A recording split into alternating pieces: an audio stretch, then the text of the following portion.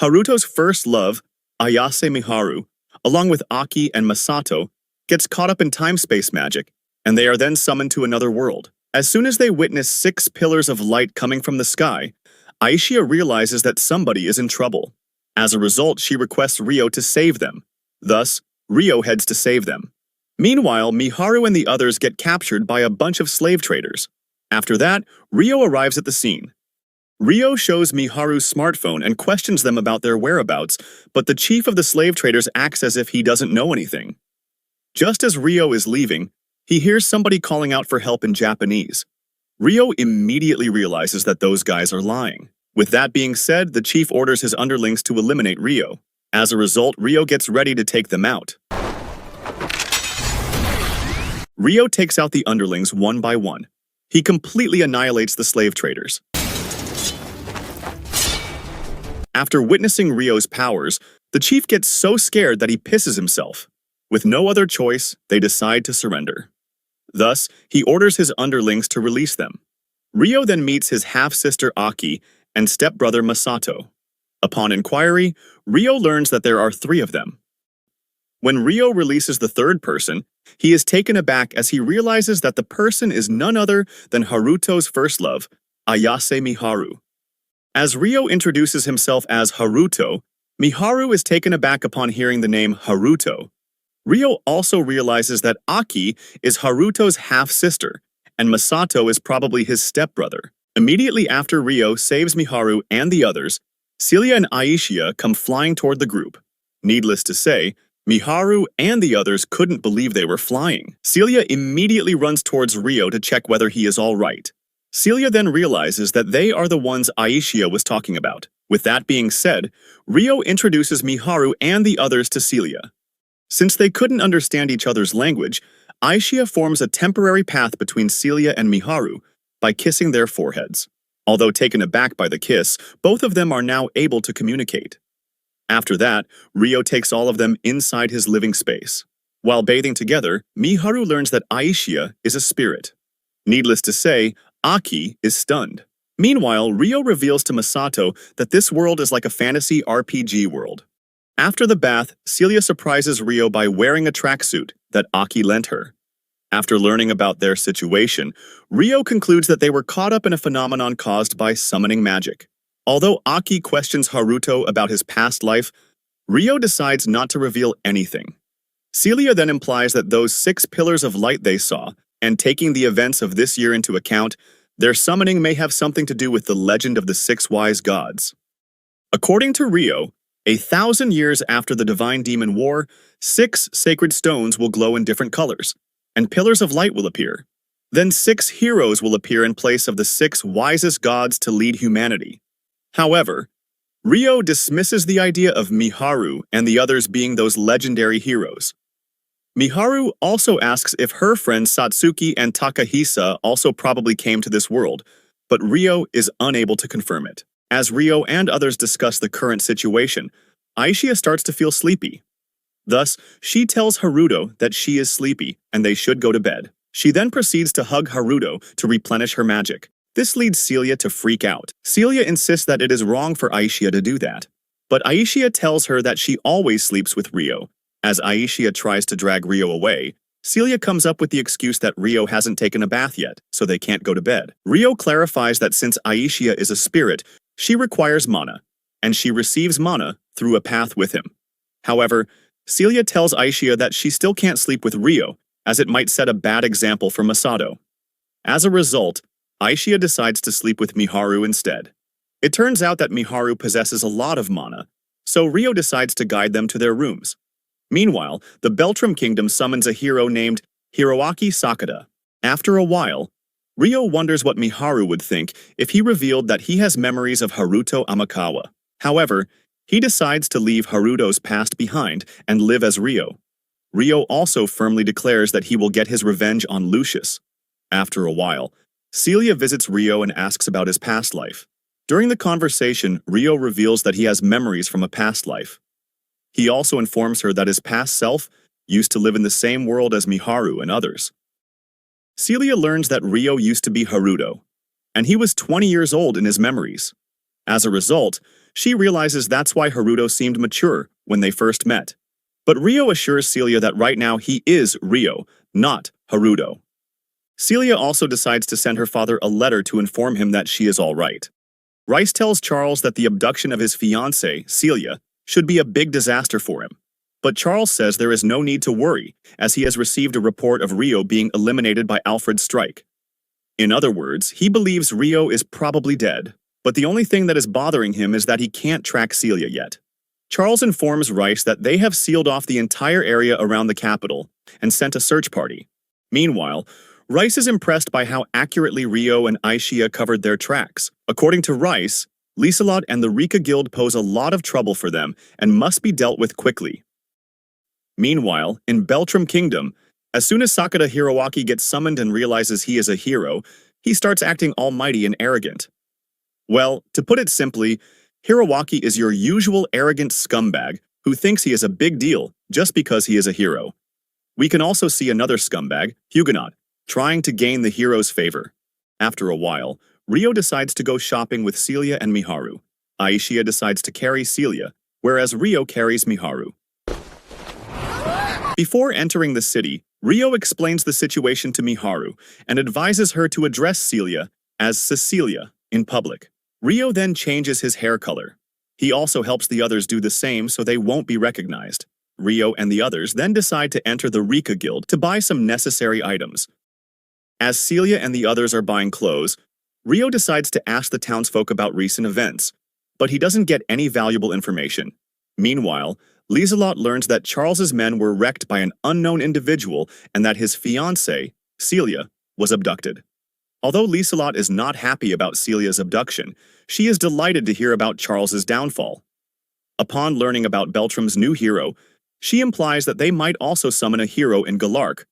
To learn more about Miharu and the others summoning to this world, Rio heads to the Village of Spirits. Upon arrival, Latifa rushes to hug Rio and greet him. Then, Orphea and the others also come to greet him. Rio informs Sarah that he has something to discuss with the village elders. Thus, Sarah immediately decides to notify the elders. After a while, Rio meets with the elders and starts discussing the incident with the 6 pillars of light. Rio tells them that he believes the pillars were created using space-time magic to summon heroes from another world. One of the elders asks why Rio thinks heroes were summoned from another world. Rio reveals that he has taken in 2 girls and 1 boy who are from another world. He also clarifies that he doesn't believe these 3 are heroes since he found them in a place not connected to the pillars. However, 2 other people were also summoned along with them, and Rio believes these 2 might be heroes. When one of the elders questions how Rio was able to communicate with them, he decides to reveal that in his previous life, he used to live in the same world as them. He also assures them that he will discuss his past life later on. Rio then requests the elders to give Miharu, Celia, and the others shelter for some time. As the elders question him about Celia, Rio reveals that she is his teacher and was forced into a political marriage, so he rescued her on the day of her wedding. By the way, Rio wants to keep Celia and the others in the village so he can take action and find a way to send Miharu and the others back to their world. Needless to say, the elders agree to give the 4 of them shelter in their village. After the meeting with the elders, Rio discusses the situation with Latifa. He apologizes for revealing his past to the elders without her permission. Latifa wonders if she should also reveal her past to the elders. Rio then asks Latifa if she remembers the childhood friend he was in love with when he told her about his past. He reveals that one of the 3 people he took in was his first love back when he was Haruto. He also shares with her that Aki is his sister. He further adds that he hasn't told them about his previous life. In response, Latifa asks if he plans to reveal his past life to Miharu and the others. Rio responds that he knows he might have to reveal his secret one day, but he intends to do so in the future. The next morning, Rio decides to leave the village. Meanwhile, while cooking with Miharu, Aki implies that she is worried about her elder brother and Satsuki's disappearance. In response, Miharu tells Aki that panicking won't help in this situation. Aki then suddenly asks Miharu what she thinks about Rio. She adds that Miharu is supposed to be anxious around men, but she acts completely natural around Rio. Although Miharu herself doesn't know the answer, She thinks Rio is a very kind person. She also suggests that maybe she feels safe around Rio because he has the same name as Haruto. This immediately triggers Aki, and she gets angry at Miharu. Well, Aki hates her brother due to their complex history. Rice orders his revenants to enter the forest and capture anyone enveloped in a large quantity of magic. Unbeknownst to Rice, Aishia and the others are also inside that forest. Meanwhile, as Aki is sitting outside, she wonders if Miharu still loves Haruto. After a while, Miharu comes to apologize to Aki, but then she spots the revenants in the distance. They immediately charge towards Miharu and Aki. Just as one of the revenants is about to attack them, Aishia arrives to save them. As Aishia engages the revenants, Celia also comes to assist her. Then, Rio arrives on the scene and intercepts one of them. He realizes the Dark One is the strongest among those three. Thus, he decides to take on the Dark One while Aishia handles two Gray Ones. Upon encountering Rio, the revenants try to escape, but Rio easily catches the Dark One and eliminates it. Meanwhile, Aishia also defeats the remaining two. After defeating the monster, Rio starts to wonder if it was trying to say something to him. After a while, Rice realizes that one group of revenants hasn't returned, and this leads him to suspect that they were eliminated by their targets. However, he points out that defeating a group of revenants is not an easy task. Meanwhile, the King of Galark decides to meet with Lieselot. And the King of Galark wants Lieselot to invite the hero of Beltram Kingdom to a ceremony they will be holding.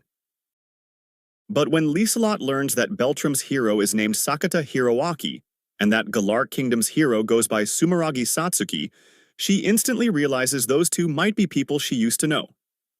Anyway, after a while, she then meets Sumeragi Satsuki. As Latifa gets ready to meet Rio's first love, his sister and his teacher, Rio and the others arrive at the village. Latifa and the others come to greet Celia and the group. Needless to say, both Aki and Masato are taken aback to see Beastmen for the first time. As Orphea and the others kneel before Aishia, Miharu and the others realize that Aishia might be a big deal. In response, Rio states that the people of the spirit treat high-level spirits as divine. Anyway, Celia introduces herself to Rio's sister, Latifa, but suddenly feels the urge to touch her cute tail. Needless to say, Latifa allows her to do so. Then, all of a sudden, Latifa starts speaking Japanese. Meanwhile, Miharu and the others are still trying to process whether Latifa actually spoke in Japanese. Thus, Latifa clarifies that, just like Rio, she also remembers her past life. She also mentions that she has already told Orphea and the others about her past life, and nominates herself to become their language teacher. Latifa then tells Rio that she knows how it feels to come to this world for the first time, and Rio agrees with her. As soon as Miharu introduces herself, Latifa realizes that she was the one Haruto was in love with. As soon as Miharu and the others enter the village, they notice that the demi-humans are scared of them. However, one village kid approaches Miharu and compliments her school uniform, saying it's unusual but kinda cute. In response, Miharu tells the kid that her ears are cute. Soon after, the villagers become familiar with Miharu and the group. After a while, they throw a feast to welcome them. The elders also meet Miharu and the others. The Dryad also makes an appearance. After a while, Latifa guides Miharu and the others to their rooms. Masato expresses his desire to become strong and protect Aki and Miharu. The next morning, Celia, along with Rio and Aishia, decides to head to Celia's old house to deliver a letter to her father, informing him that she is all right. They decide to sneak in through a secret door and deliver the letter. Since Celia thinks it isn't the right time to meet her family, she leaves after delivering the letter. Meanwhile, Lieselota goes to invite Hiroaki Sakata to their party. Upon meeting Lieselota, Sakata is so charmed by her appearance that he forgets how to talk. Nevertheless, he decides to attend the party. As Lieselot and the others encounter a dragon on their way to Amande, they decide to take shelter in Nor. There, Lieselot spots Duke Huguenot's airship. She also notices the scumbag hero. Apparently, Huguenot had some business in Galark, so Hiroaki tagged along. In reality, Hiroaki has already started stalking Lieselot. Meanwhile, while wandering around, Rio learns about a party Galark will be holding to introduce the heroes who were recently summoned from another world. Rio immediately asks for their names, but the shop owner doesn't know. Thus, Rio and the others decide to head to Galark to meet the heroes. Lieselot tells Hiroaki that she intends to return to Amande by land since they can't use the airship because of the dragon. In response, Hiroaki objects to the idea of her returning with just her maids. Although Roanna tries to stop him, he insists on accompanying Lieselot. Lieselot tries to decline his offer as politely as possible, but he refuses to listen. At this point, our low-budget hero is not only stepping over boundaries but also being a creep. It goes without saying that he is already obsessed with Lieselot. He arrogantly shows his crappy hero item and declares he will protect them. Well, we will soon see how useful you are on the battlefield. Lieselot, along with Princess Flora and Hiroaki, heads to Amande. On their way, they are ambushed by a horde of monsters. Thus, Lieselota's maids spring into action. Meanwhile, Arya is stunned to see nearly 300 monsters surrounding them. Needless to say, Rice is behind this. As Arya valiantly engages the monsters and showcases her powers, Rice can't help but acknowledge her strength. Meanwhile, Hiroaki continues to question Lieselot about the situation. As Lieselot holds Flora's hand to comfort her, Hiroaki, in an attempt to look cool, promises to protect Roanna with his crappy weapon. But when a monster hits their carriage, Hiroaki gets angry and steps outside to show off his power. However, after witnessing the monsters, Hiroaki gets a reality check. Upon spotting Lieselot and Princess Flora, Rice decides to target them. Then, multiple powerful minotaurs appear. As one minotaur corners Hiroaki and the others, Hiroaki starts panicking, and he almost passes out. Although Arya tries to help Lieselot, other monsters block her way. When the minotaur attacks Princess Flora, Lieselot manages to save her. Just as the minotaur is about to strike Lieselot and Flora again, Rio arrives and easily defeats it, thus saving them in the process. Just like this time, Flora recalls how a boy saved her when she was little. Although one of the maids questions Rio about his identity, Rio decides to take out the remaining minotaurs.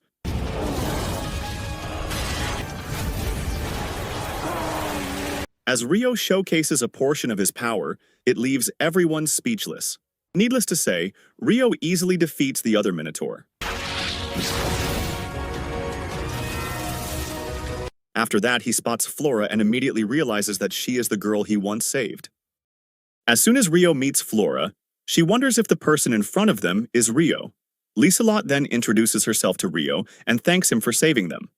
In response, Rio introduces himself as Haruto. Lieselot proceeds to introduce Rio to Flora and the scumbag.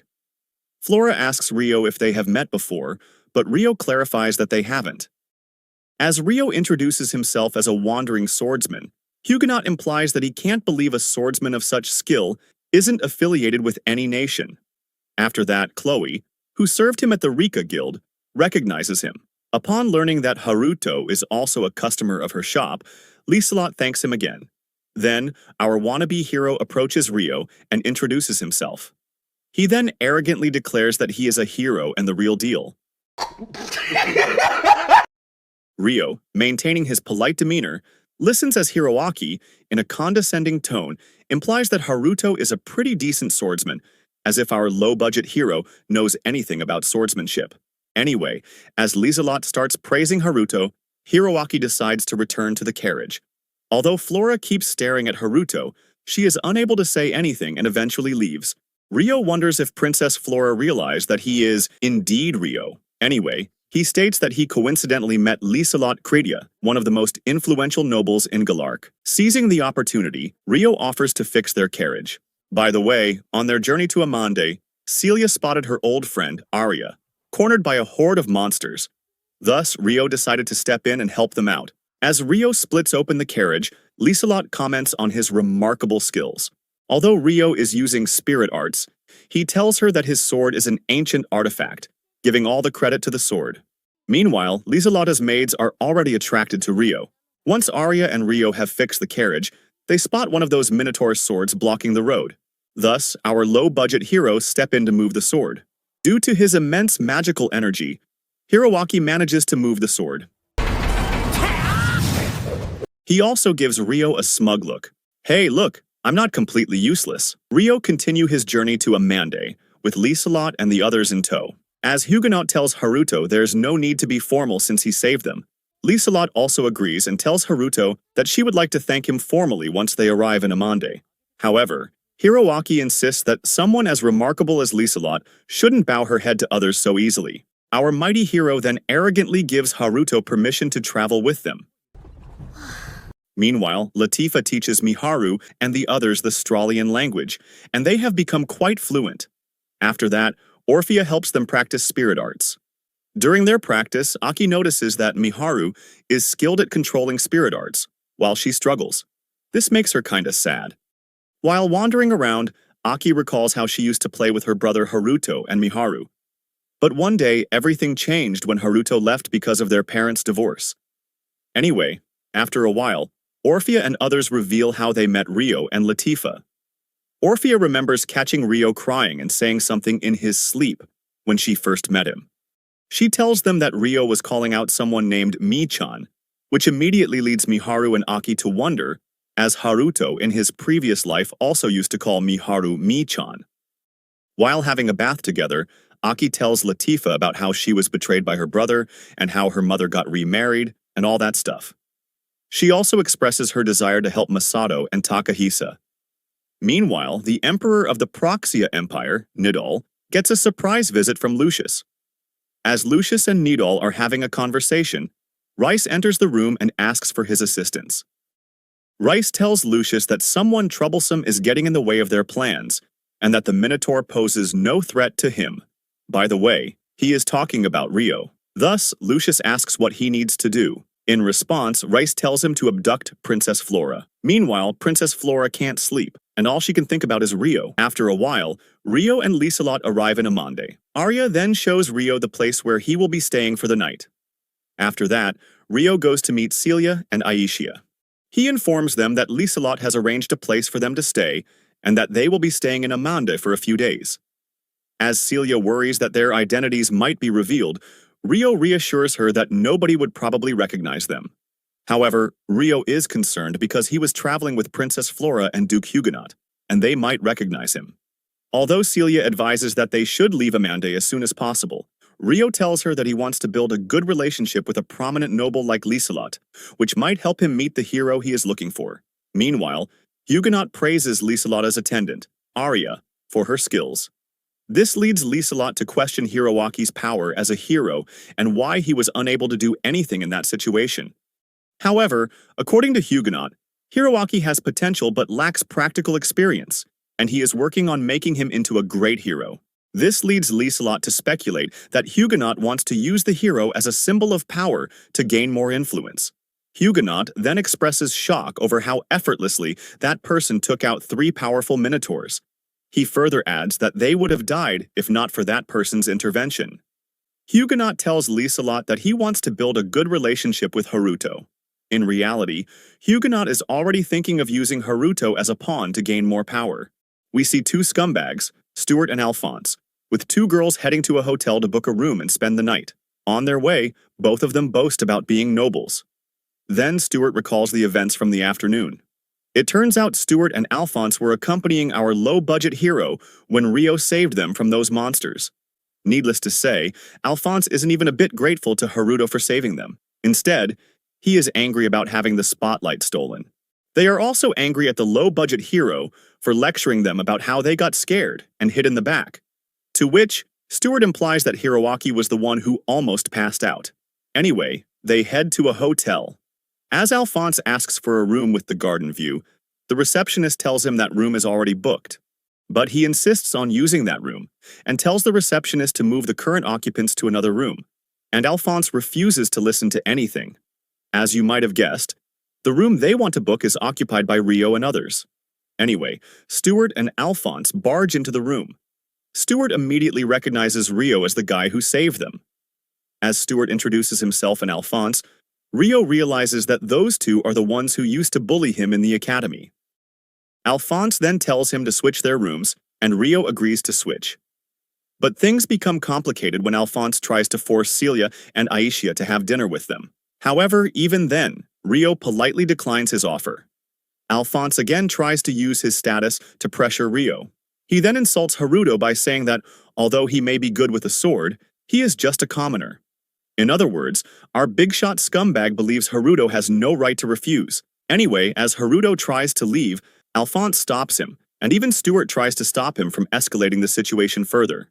Ryo then manages to damage Alphonse's fragile ego in a passive-aggressive way. Thus, Alphonse attacks Haruto, but Haruto easily puts Alphonse on the floor.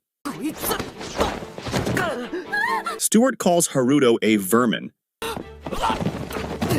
Alphonse still charges at Haruto,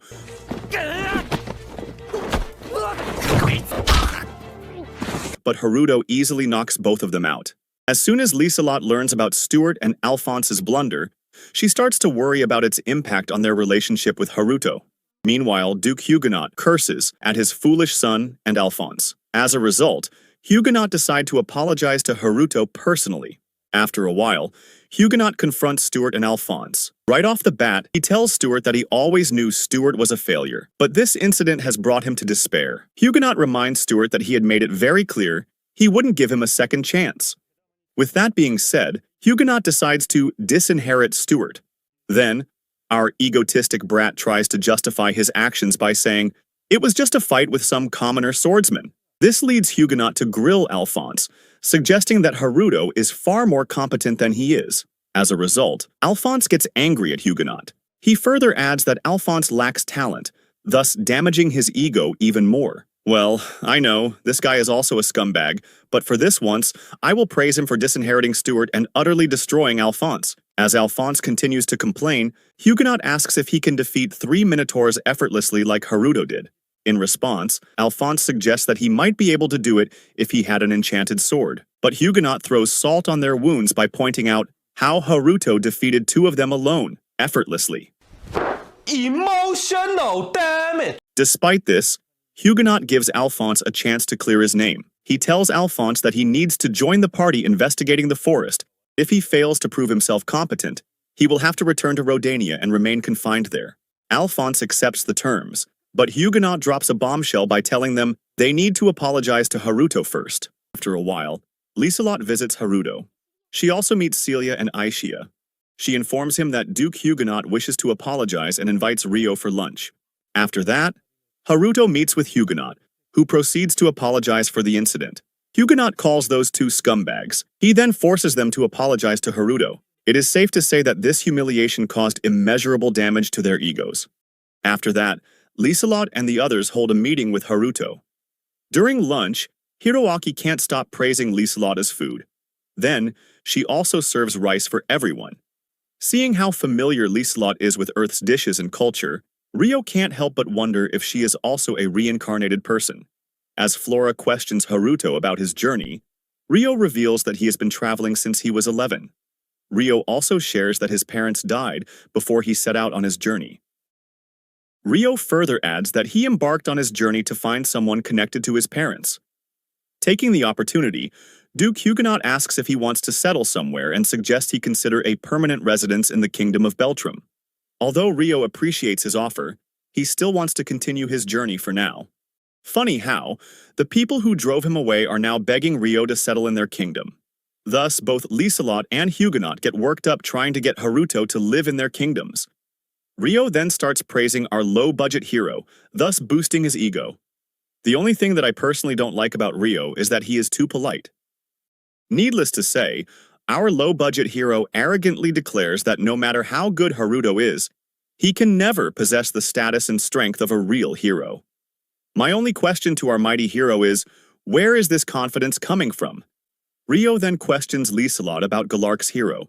In response, Lieselot reveals that the hero's name is Sumeragi Satsuki. Ryo immediately recalls Miharu mentioning someone named Satsuki. Thus, he realizes that Galark's hero is the one he is looking for. By the way, the hero of Beltrum Kingdom, Shigakura, will also attend the party. Duke Huguenot also reveals that it is rumored that Centostella Kingdom's hero will also appear at the party. Meanwhile, Alphonse curses Haruto for his predicament. I forgot he also curses Duke Huguenot. As Alphonse and the knights prepare to face the monsters, Lucius arrives on the scene. As Lucius confronts Alphonse and the other knights, the leader asks Lucius about his identity. But Lucius implies that since they are knights from Beltrum, they must be Princess Flora's bodyguards. Meanwhile, Rice joins Lucius and asks him, given his noble background in Beltram, if he knows any of them and whether it would be problematic if he uses those knights as test subjects. To which Lucius nonchalantly tells him that he doesn't care. Meanwhile, Alphonse gets pissed and tells his fellow knights to just arrest them. Although the other knights want to talk things out, Lucius draws his sword. Alphonse gets excited and tells them to let him handle the red-headed guy. But before they can make a move, Lucius effortlessly takes out half of the unit in an instant. As the other knights engage Lucius, Alphonse believes he has found a worthy prey and aims to bring Lucius down to prove to the Duke that he is not useless. Lucius then challenges the knights to come at him with full force. As Alphonse tries to catch Lucius off guard, Lucius calls him an interesting fellow. Well, it's no surprise a certified scumbag recognizing an aspiring scumbag. Alphonse tries his best to take down Lucius, but Lucius tells him that he will save him for last and sends him crashing. After toying with the knights, Lucius decides to take them out one by one. Upon witnessing Lucius's strength, Alphonse starts to believe that his immense power probably comes from his cursed sword. He also realizes that they will lose if this continues. After Lucius defeats almost all the knights, he sets his sights on Alphonse. Alphonse panics and starts running, but Lucius easily catches him. Lucius then treats Alphonse as if he is playing with a child and starts bullying him. Upon being cornered by Lucius, Alphonse offers money to be let go, thinking he can buy his way out. However, Lucius knocks him out without hesitation. While practicing spirit arts, Miharu daydreams of Haruto practicing his sword techniques. She wonders what Haruto is up to, and if him saying Michan was just a mere coincidence. Well, it's safe to say that Miharu has already fallen for Ryo. Meanwhile, Liselot and the others see Haruto off as he leaves. Then, Flora expresses her desire to chat with Haruto if they meet again, and she also wants to thank him properly. The way Flora is behaving leads Ryo to believe that she has probably noticed something about him. Following Hirowaki's suggestion, Liselot decides to set up a tea party to have Flora and Haruto meet again. Needless to say, Haruto accepts. Duke Huguenot also sees him off. With that settled, Haruto finally returns to their hotel. After a while, Hiroaki points out that Flora has been acting weird. This statement catches Flora by surprise, and Hiroaki tells her that she has been acting strangely ever since that Haruto guy showed up. Although Flora denies it, Hiroaki points out that she was always looking at Haruto. Seeing Flora cornered by Hiroaki, Rowana steps in and tells him that Flora was probably wondering how to thank Haruto for saving them. Although Hiroaki somewhat believes Rowana's explanation, he implies that everyone is making a big deal out of Haruto. Then, out of nowhere, Rowana calls Hiroaki too awesome, thus boosting his ego. After regaining consciousness, Alphonse finds himself surrounded by Lucius and Rice. He also witnesses several revenants in knight uniforms.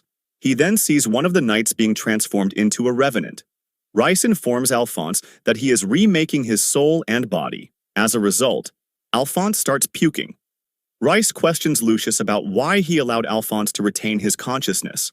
Lucius responds that Alphonse will make a good sample for the perfect revenant. With that being said, Rice decides to use his precious stone on Alphonse. Then, Lucius immobilizes Alphonse, and Rice places the stone directly into Alphonse's heart, turning him into a perfect revenant.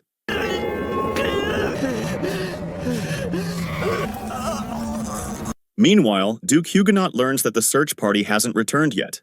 He believes that the party probably got lost in the forest. Then, Huguenot also recalls that Alphonse was part of the party and concludes that Alphonse is truly incompetent. He also notes that he could use some powerful pawns at times like this. After a while, Rice completes the transformation of all the knights into revenants. He informs Lucius that they will execute their plan at sunrise. Then we can see the newly transformed Alphonse. Since Rice made him a perfect revenant, Alphonse still somewhat retains his consciousness, especially his arrogant and prideful attitude. According to Rice, Alphonse is far more aggressive and powerful than other revenants. He tells Alphonse to do his best tomorrow. He also gives him some meat and drink. Needless to say, Alphonse is burning with rage. After a while, Flora questions herself about what she should do. Although Ryo and Haruto have different names and hair colors, she still can't dismiss the possibility that Haruto might be Ryo. She also regrets that, although she was saved by Ryo, she couldn't do anything to help clear up the misunderstanding. Furthermore, she wants to apologize to Rio, but she thinks an apology won't be enough for the things she has done. Meanwhile, Duke Huguenot meets with Lieselot to discuss the current situation. According to Huguenot, they have yet to confirm whether the search party is dead or not. As a result, Lieselot decides to send a search party at sunrise, to which Huguenot agrees. Lieselot speculates that there might still be some minotaurs lurking in the forest. Huguenot further adds that there could be even stronger monsters or demons around. With that in mind, Lieselot decides to send Arya with the search party. Huguenot suggests asking Haruto for help, but Lieselot tells him that Haruto is not an adventurer, but a normal civilian. Despite having the power to turn the tides, they can't rely on Haruto for help. Lieselot also decides to keep the adventurers on standby in case the minotaurs attack Amande. Meanwhile, Aishia wakes up Rio and tells him that she senses the presence of demons nearby. At the same time, Rice's revenants march towards West Amande. As a result, the gatekeepers immediately sound the emergency siren, thus alerting everyone. As soon as Rice's demon army attacks Amande, Celia heads to Rio's room. After that, Celia tells Rio not to worry about her and to do what he thinks needs to be done. Thus, Rio tells them to get changed at once. With that being said, Rio heads outside to analyze the situation. Upon looking at the west gate of Amande, Rio witnesses a large horde of monsters trying to enter the city. However, Amande's forces are doing a good job of suppressing them. But then, Aishia informs Rio that she senses a huge number of monsters on the east side as well. Meanwhile, Lieselotta's maid, Chloe, and some knights are holding off the monsters at the east gate. As they struggle against the monsters, Rio decides to lend them a hand. Thus, Chloe thanks Haruto for coming to their aid. With that settled, Rio engages the demons. He effortlessly takes down a bunch of them with just a strike.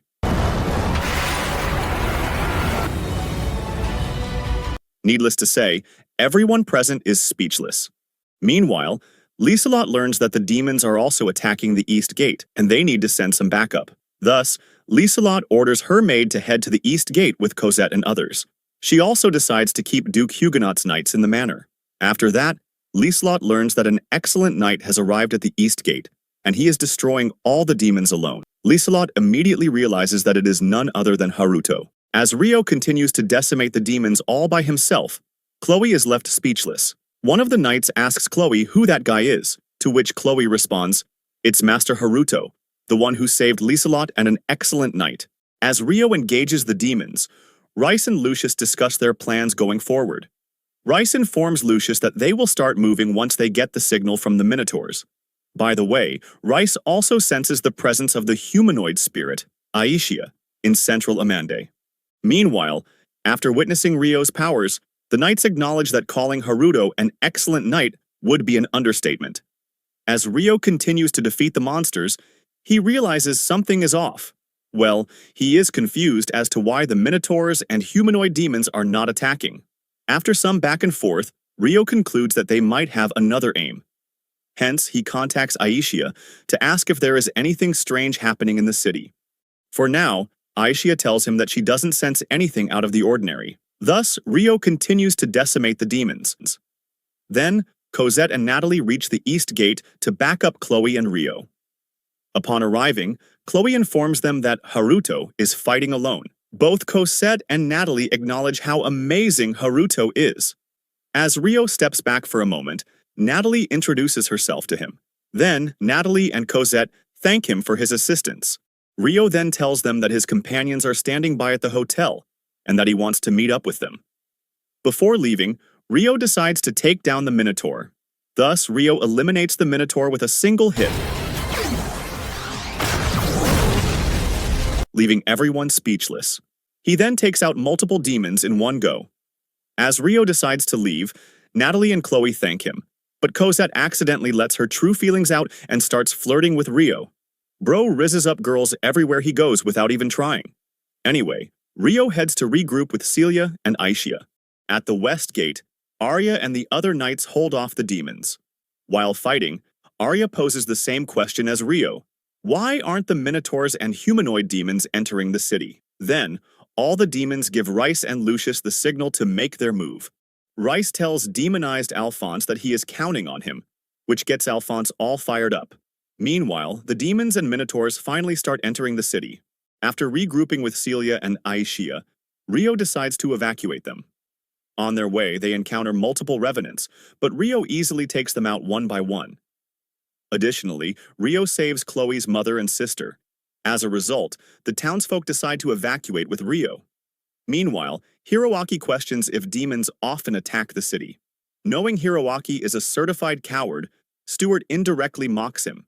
Upon reaching the northern castle, one of the knights informs Rio that they have been ordered to prioritize his evacuation to the manor. Thus, Rio and the others head to the manor. At the same time, Alphonse manages to guide Lucius to where Princess Flora is staying. Before entering the room, Lucius tells him not to touch Princess Flora.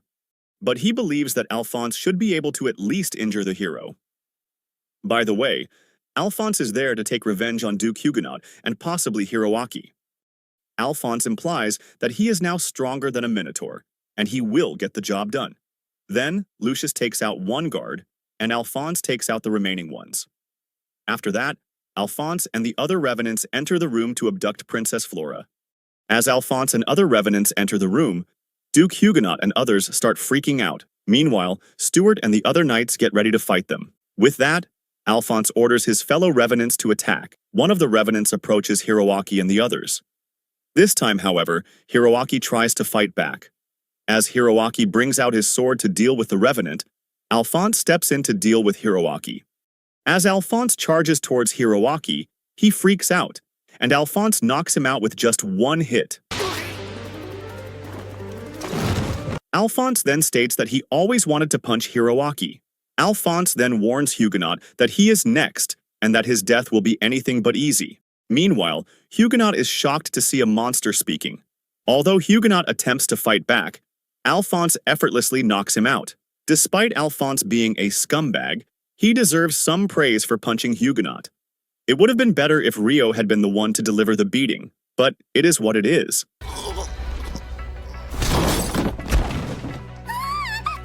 Anyway, Alphonse taunts Huguenot for being too weak. Stuart and the other knights try to help, but then Alphonse throws Huguenot at Stuart. Needless to say, Alphonse is enjoying tormenting Huguenot. As they struggle against the revenants, Rowena advises Flora to run while she buys time. Meanwhile, Stuart and the other knights engage Alphonse and his forces, allowing Rowena to help Flora escape safely. Then, someone calls out to Flora. Believing that help has arrived, Rowena pushes Flora into the hallway. However, to their horror, Rowena inadvertently hands Flora directly to Lucius. Flora requests Lucius to let her go because she needs to call for help. When Flora questions him about his identity and intentions, Lucius introduces himself as a human scum.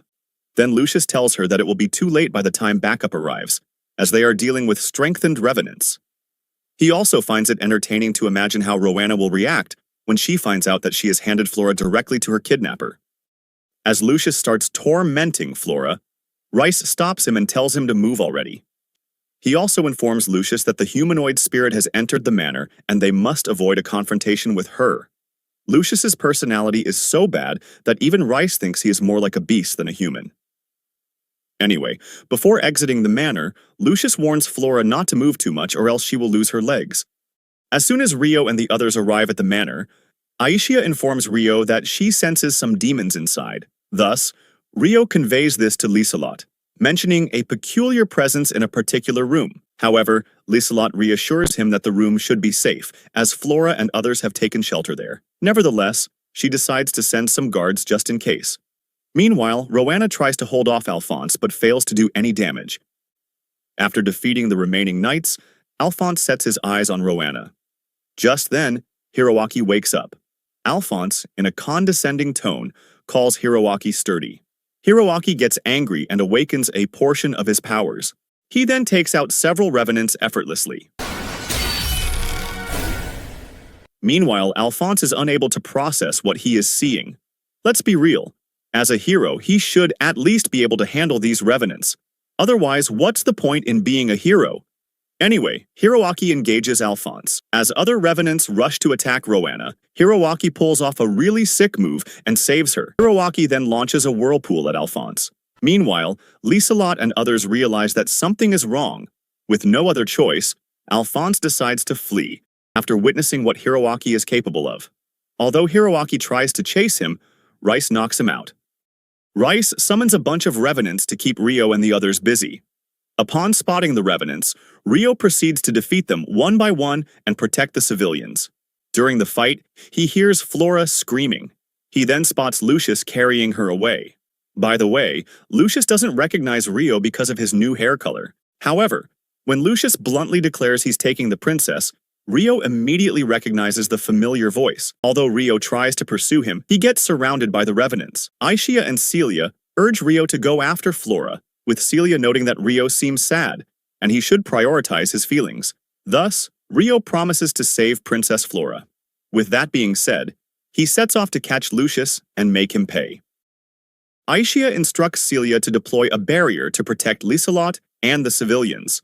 Thus, Celia deploys a barrier to protect herself and Liselot.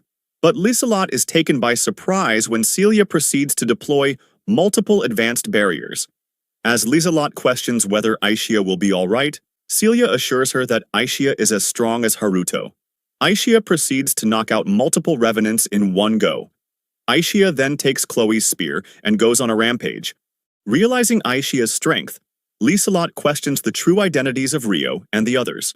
As Aishia battles the revenants, Alphonse spots her and immediately recognizes her as Rio's companion who rejected him. Thus, Alphonse rushes to eliminate Aishia. Then, Alphonse rushes to attack Aishia. Meanwhile, one of the revenants manages to destroy Celia's barrier. As one of the revenants is about to attack Celia, Aishia throws her only weapon to protect her.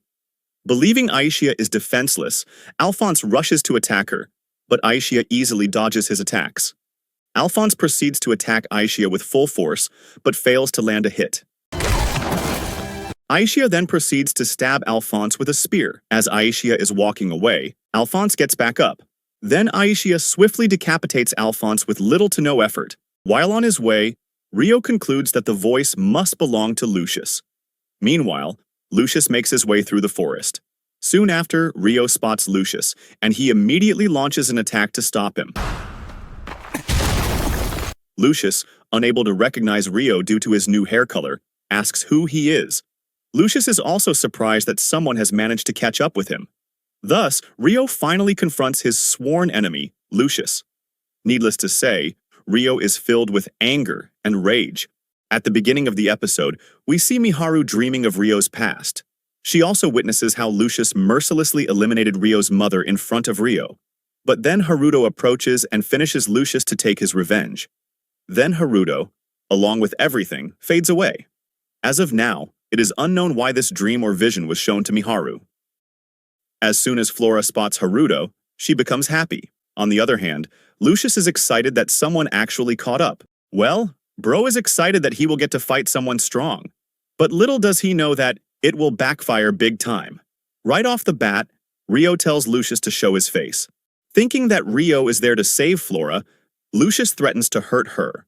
But Rio tells Lucius that he has business with him and he better let go of Flora. But when Rio calls Lucius by his name, Lucius questions what Rio is going to do if he is indeed Lucius. In response, Rio tells him that he is going to end him. Thus, Lucius reveals his face. By the way, Lucius knows that Rio is the contractor of the humanoid spirit, but he still hasn't figured out Rio's identity yet. Thus, Lucius asks who he is. But Rio tells Lucius that he is here to eliminate him, and that's all. As a result, Lucius calls Rio a boring guy and proceeds to attack him. But his surprise attack fails to do anything due to Rio's special robe. With that being said, Lucius engages Rio and even provokes him. As Rio avoids hurting Flora, Lucius then points out that Flora must be important to him. Anyway, Lucius goes on the offensive as Rio continues to defend. Rio then catches Lucius off guard and launches multiple attacks. Lucius acknowledges that Rio is strong, as he makes sure not to hurt Flora amid all this. Lucius tries to remember Rio, even implying that he wouldn't forget someone this strong. As Lucius can't figure out his identity, he tells Rio that Rio knows him but he doesn't know Rio, which makes it boring. He again tries to threaten to hurt Flora to force Rio to reveal his identity. But Rio knows that Lucius wouldn't hurt Flora. Lucius states that since he doesn't remember Rio, it means they probably met when Rio was a kid. Lucius then makes a deal with Rio. He will let go of Flora, but in exchange, Rio needs to reveal his true identity. Rio agrees to the deal. By the way, Lucius just made a huge mistake by letting Flora go. Now, Rio can attack Lucius without any restraint. Rio reveals that it happened more than a decade ago, and he was living in the capital of the Beltram Kingdom. Rio hints that Lucius had his eyes set on a certain family. Lucius immediately realizes who Rio is. He also recalls how powerless Rio was back then. But Lucius, times have changed, and your biggest mistake was letting Rio live, which will eventually lead to your demise. Lucius then mocks him and asks if he should repent a little. Lucius also reveals that his mother used to be a princess of a certain kingdom. Lucius then reiterates Rio's mother's words while she was dying. After listening to their conversation, Flora begins to connect the dots. Lucius also implies that he couldn't remember him because he has a different hair color now. Lucius arrogantly declares that this old man will play with Rio after 10 years, but before Lucius can do anything, Rio slices off one of his arms. Needless to say, Lucius couldn't believe that he couldn't see Rio's movements. He even questions if Rio is using some kind of trick. Anyway, Rio engages Lucius, but this time Lucius is the one who helplessly defends himself. As they engage, Lucius realizes that Rio is more powerful than he initially thought. Rio kicks Lucius in the face and pushes him against a tree. So good. But Lucius manages to get away before Rio can stab him. Although Lucius tries to run, Rio launches a massive attack on him. Lucius also realizes that despite attacking him so brutally, Rio doesn't even seem exhausted. Lucius also questions if Rio is a monster. Hate to break it to you, but you are the one who is the real monster here. Anyway, Lucius continues to run, but Rio uses spirit arts to attack Lucius. To be honest, this isn't even a fight, but rather a one-sided beatdown, which is well-deserved. As their fight continues, Lucius becomes desperate. Rio doesn't even give Lucius a second to catch his breath. Despite running a 1,000-mile marathon, Rio manages to hit Lucius with one of his attacks. Rio launches another barrage of attacks. Lucius tries to defend but gets almost knocked out. Well, it's safe to say that all of us had been waiting to see Lucius in this state. Quite a satisfying view, if you ask me. Rio steps forward to end Lucius. Although Lucius thinks of reattaching his arm, Rio burns his arm to ashes. Lucius asks if he doesn't want to arrest him. Rio dismisses Lucius's attempt to be spared and rushes to finish him. Although Lucius manages to evade the attack, Rio crushes his left eye, leaving him in immense pain. I think we can all agree that this is probably the most satisfying episode in the whole Spirit Chronicles series. Anyway, Rio decides to finish Lucius, but Lucius prevents him from stabbing him to death. Thus, Rio decides to use a little bit more force. Since Lucius knew that he would die if this goes on, he decides to target Flora using his dagger. But Rio manages to save Flora. Rio then launches his finishing blow, but then Rice appears on the scene and saves Lucius. Well, it goes without saying that if Rice hadn't come, Lucius would have been a goner. I swear to God, bro, I f***ing hate this guy. If you have watched the 11th episode of Spirit Chronicles Season 2, you would probably know what I'm talking about. What ticks me off is that when Rio is just about to end Lucius, our so-called main antagonist appears and saves that scumbag. I mean, I know Rio will get his revenge eventually, but I still don't know why Rice had to stick his nose in Rio and Lucius's fight. And in case you don't know what I'm talking about, here is the context. Just as our boy is finally about to get his revenge on that scumbag Lucius, our trashy villain appears and saves Lucius. Rio tells Rice to let go of Lucius. In response, Rice tells Rio that he has unfinished business with Lucius, and he won't let Rio eliminate him. This leads Rio to call Lucius a coward. Rio also questions if Lucius intends to make him wait another 10 years before he can cut off his right arm. Lucius immediately tells Rice to let him go, but Rice gives him a reality check and tells him that he will die if he were to do that. Although Rio tries to stop them from getting away, Rice declares that he is confident in running away. Anyway, before leaving, Rice uses one of his trump cards against Rio. Aishia immediately gives him a heads up for the upcoming attack. The attack was so massive that it was visible from Lisalata's manor. I guess Lucius is a valuable pawn to Rice, or maybe he has some kind of big plan for him in the future. Either way, it was very annoying. As Rice hits Rio with a massive attack, Celia becomes worried about Rio. However, Aishia reassures Celia that Rio is all right. After the attack, everything starts to settle down. Meanwhile, although Rio emerges unscathed, he is frustrated that Lucius managed to escape. Flora then starts addressing him as Master Rio. She asks if he is indeed Master Rio, and expresses that she has always wanted to both thank him and apologize to him. When Rio inquires why, Flora explains that Rio saved her, and she never had the chance to thank him properly, in addition to him being falsely accused. Well, although I don't hate Flora, I believe she could have stopped Rio from being falsely accused if she hadn't been so timid. Rio tells Flora that he doesn't think there's a need for her to thank or apologize to him, and he pushes her away. Nonetheless, he mentions that if she thinks he owes her gratitude or an apology, she should forget the man named Rio. Despite their contradictions, I believe Flora is aware that Haruto is actually Rio, and Rio just don't want to admit it yet. Rio then decides to take Flora back to the manor. Meanwhile, Liselot expresses gratitude to Celia and Aishia for their assistance. After that, Liselot and the others check on Huguenot and the others. Since Huguenot is in a terrible state, Celia heals him as Roanna explains what happened. Roanna explains everything in detail, and in exchange, Liselot also reveals what happened outside. Roanna then questions Flora's whereabouts, to which Liselot explains how Flora was abducted. Only then does Roanna realize that she just handed Flora directly to the kidnapper. However, both Liselot and Duke Huguenot tell her it wasn't her fault. Liselot further adds that Haruto went after the kidnapper. After a while, Rio comes back with Flora. As soon as Liselot welcomes them back, Rio tells her that he has brought the princess back, but the culprit got away.